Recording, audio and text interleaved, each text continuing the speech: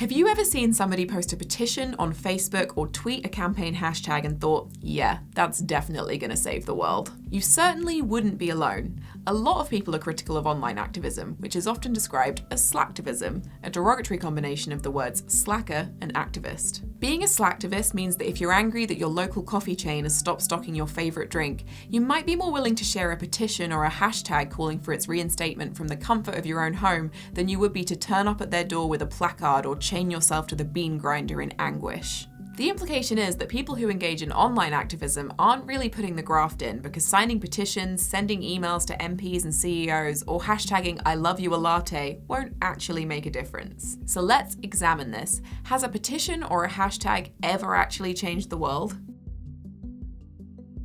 When large corporations are striking dirty deals with oil companies, or government policy is flying in the face of equal rights, it's hard to know what one person can do to stand up to injustice.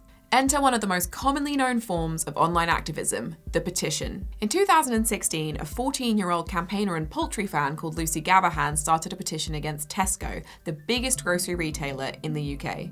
She wanted the supermarket to end sales of eggs produced by caged hens due to concerns over their welfare. Tesco has the largest market share of any supermarket in the UK, and caged eggs made up 43% of the eggs it sold annually, so they were a formidable opponent. But Lucy's petition gained social media buzz and press coverage, all of which piled the pressure on Tesco, who announced that they would phase out eggs from caged hens by 2025. Petitions are often only one part of much bigger digital and offline campaigns, but they can play a key role. They help to highlight an issue, give people a clear, simple action to take, and when they work, they can force their targets to change. If it weren't for platforms like Facebook, Twitter, and Instagram, petitions like Lucy's would struggle to see the light of day. Social media has given us a direct line to the world's biggest brands, held politicians accountable for their actions, and been the launchpad for mass movements like Occupy, the Umbrella Movement, and Black Lives Matter, all of which used social media to mass mobilize people. Hashtags in particular help activists campaigning on the same issues to connect, and if the hashtag trends, that introduces it to a whole new audience who may not have engaged with it otherwise. The Me2 movement is an example of a hashtag that led to huge societal change.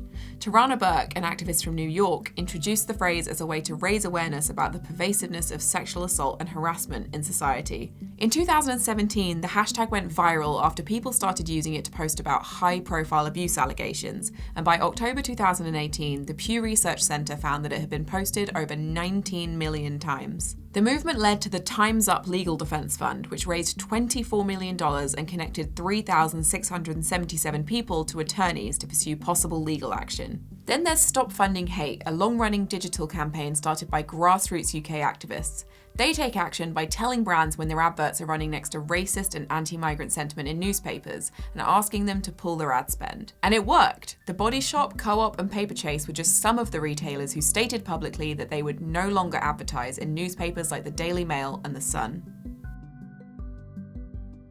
The words that haunted every social media manager's waking moments.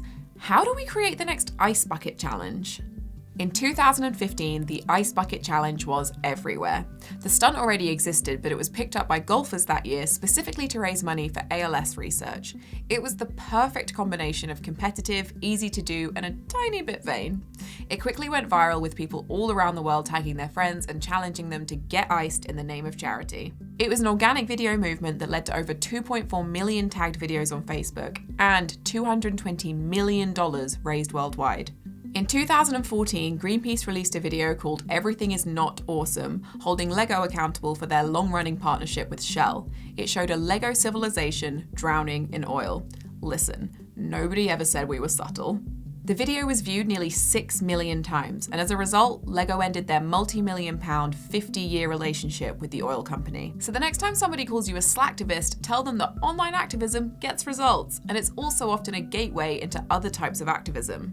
A Georgetown University study into online activism found that people who supported causes on social media were twice as likely to volunteer their time, more than 4 times as likely to contact political representatives, and 5 times as likely to recruit others to sign petitions.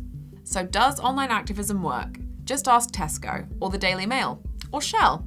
Actually, you'd better not. I think their feeds might be a little bit clogged up at the minute. Thanks so much for watching. Subscribe to our channel for more videos like this.